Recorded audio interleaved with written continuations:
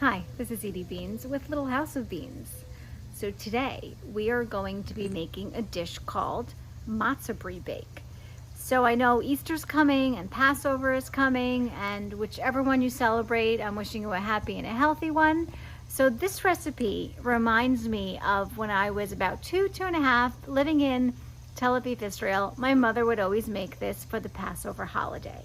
If you do a Matzah Brei bake with different ingredients for sweet and savory, I would love to know what you put in yours in the comments below. The recipe will be in the description below. Make sure you hit that like button. Let's cook.